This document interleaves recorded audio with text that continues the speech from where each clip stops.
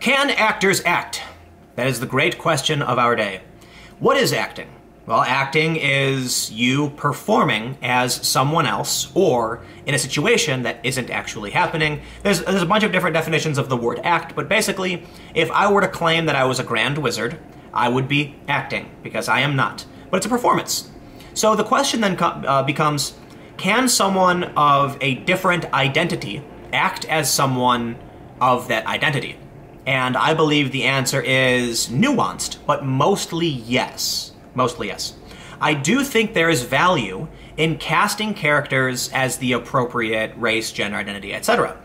If you're going to have an Asian woman from a comic or something, and then be portrayed on the silver screen, sure, get an Asian woman to represent the character as they were created. I agree with that. And I think if you're going to have Spider-Man, Spider-Man's a white guy. If you're going to have Miles Morales, who is an alternate version of Spider-Man, he's Afro-Latino, also a very popular character, then by all means cast someone who fits the role of that character. At the same time, I do recognize that I'm totally fine with anyone playing anybody else. I really don't think that's offensive or a big deal. I think I understand the problem with, what they call whitewashing. And I explained this to a friend of mine when I was in LA, and I said, listen, look, I'm a lefty guy. And if you're conservative, you might not have heard something like this before, but imagine growing up as someone who is not in the majority group.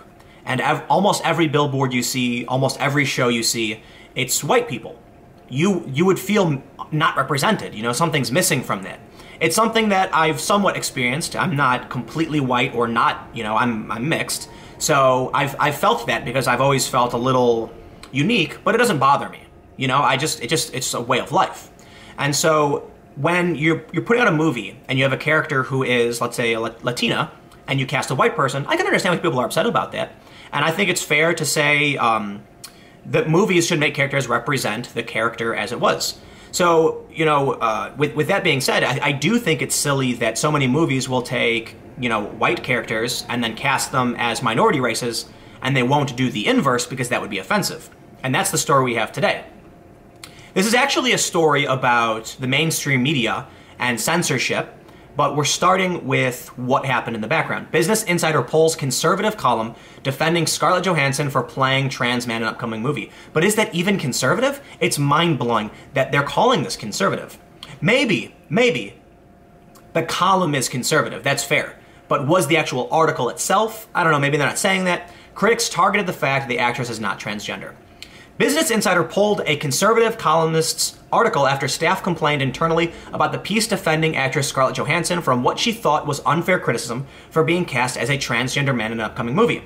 Daniela Greenbaum published a piece Friday entitled "Scarlett Johansson is being unfairly criticized for doing her job after being cast as a transgender man." Greenbaum's piece revolved around the backlash in response to the decision to cast Johansson as Dante Tex Gill, a transgender man in the upcoming movie Rub and Tug. Several Business Insider staff told the Daily Beast that some employees were offended by the column.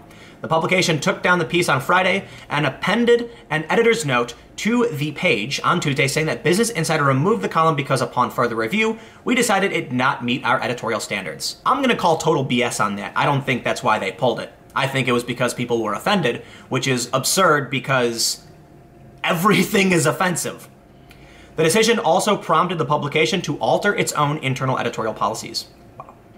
The backlash against Johansson was focused on the fact that she herself is not transgender, and critics argued the role should have gone to someone who is not only acting the part. The job of an actor is to represent someone else, Greenbaum wrote. Johansson's identity off the screen is irrelevant to the identities she plays on screen. That's what she's paid for. And if she does her job, she'll make everyone forget about the controversy in the first place. I understand that. I can agree with that. Global editor-in-chief Nick Carlson sent an email obtained by the Daily Beast to editors on Monday, letting them know that the media outlet would be creating internally available lists of employees who had volunteered to talk about culture and identity issues to other staff.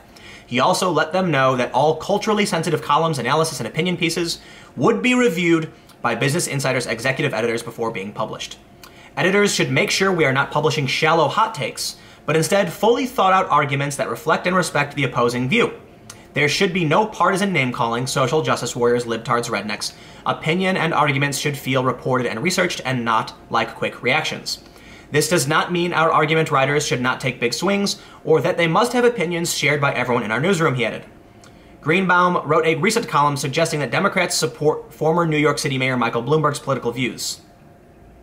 The post sparked outrage from Democrats on Twitter. Okay. Greenbaum responded to her employer taking down the piece by saying she disagreed with the decision and she stands by her original piece. But she did more than that, because just the other day, she actually resigned over this. Round of applause. Bravo, Daniela. I am very impressed by what you did here. There's one of the things that angers me more than anything is a lack of strength and conviction from people. And I understand not everybody is strong and, can hold their convictions, but I really, really am impressed by those who will stand up and say, "No, you move," to quote Captain America. She tweeted, "I believe female actors can play men and trans men. That is the apparently controversial view that inspired Business Insider to take down my piece. I have resigned and explain why in my letter to Editor-in-Chief Nick Carlson." So here's what she said. "Can an actor act? That is the question I wanted to weigh in on when I saw the brouhaha about Scarlett Johansson's role in the upcoming movie Rub and Tug. My judgment, yes, a woman can play a man or a trans man. And so, in a column we published on Friday, I criticized those who suggested that she was doing anything nefarious by taking this job. Apparently, that radical view, that actors should be free to act, is beyond the pale of acceptable opinion, as just a few hours after it went up, the piece was erased from the site following a campaign against me. I have other views that some might consider controversial." She goes on to state that she disagrees with safe spaces. She thinks Hamas is the worst enemy of Palestine. She believes that people should be admitted to universities on their merit, not skin color. She believes that MS-13 are animals, and there's nothing wrong with saying they are. She disagrees with the idea of cultural appropriation. And she said she had hoped to be able to write other issues as a columnist, and for a while she did.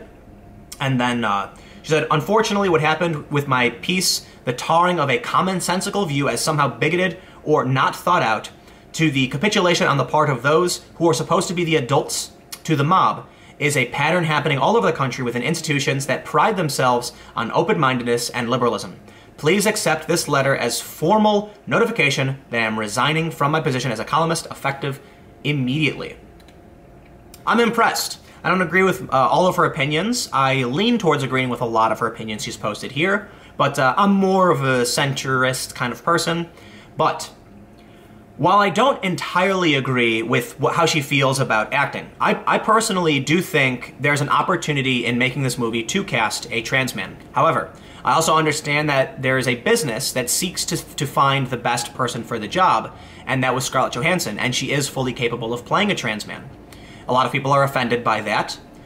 I would like to see a trans man play the role, but I'm not going to demand an article be removed, insult or attack people, scream transphobia, and just generally attack people. I'll put forward my argument that it's an opportunity for representation for an underrepresented group, and if that can work, it should, you can accommodate that. But I also understand the counter-arguments that Scarlett Johansson's famous, that she's going to drive sales and make the movie money. And not only that, there is still a net benefit. In a movie portraying a trans man, even if Scarlett Johansson does it, she still is bringing some small bit of representation to an underrepresented community. You might not agree with that, you might think it's not good enough, but the reality is, it is a net positive in the long run, and hopefully the movie does make money because of Johansson. But the idea that Business Insider would take the article down because it was offensive is absolutely insane. Let the article be offensive. Write an editor's note saying it is not the view of the organization, and that you recognize that many people find it offensive, and let it ride, and let people speak. Because this is not, look, The View is controversial. People are arguing about it. I'm making a video in defense of her article, and some people are making videos and commenting saying it should have been brought down. And there are comments, Parker Malloy, what is she with? She's with Upworthy. And she said, quote, "A man or a trans man," end quote, kind of showing your hand there. Why? She's also talked about how she thinks Hamas is worse than Israel and how she thinks MS-13 are animals. Clearly, she holds some what could be considered to be views that are aligned with Trump, showing her hand because she said a man or a trans man. But not only that, a man and a trans man are distinct from each other. However you want to call it. You can say a trans man is a man, but But a trans man is also separate. So think about it this way. If the idea is that a trans man is a man, you just use the word trans man. Why would you use it? You're really showing your hand there. Right, no, the idea is that we understand trans man is a reference to someone who was assigned female at birth who transitioned to male. And you can say that a trans man is a man as a greater umbrella term, and then beneath that there are trans men and other various identities according to your own logic. In which case, why are you using that as a point of attack? Because it doesn't matter. The principles don't matter. The article doesn't matter. The argument doesn't matter. Tribalism matters. Being the victim matters. And this is why we can't have nice things. I tweeted out the other day, I would like a political tribe that is willing to admit it's wrong. I should say, let me start over. I tweeted that I want a political tribe full of people of varying beliefs who are willing to admit they're wrong if presented with evidence or sound logic, who are willing to strive to better understand one another, and when they can't come together on the same point, find a way to live together peacefully. That's what I want. But here we have hot takes, an attack on people. She said the point is, the way she phrased that suggests that trans men are not men. No! You're making that up for no reason. It's so absolutely ridiculous. Everybody's crazy, and I'm getting out of here. I'm heading down to DC to do an interview with Mark Perry, so stick around. This is going to be up on the Subverse channel. So you know what, I should have done a promotion for that in all of these videos. I'll do that tomorrow. Stay tuned, guys. I'll see you next time.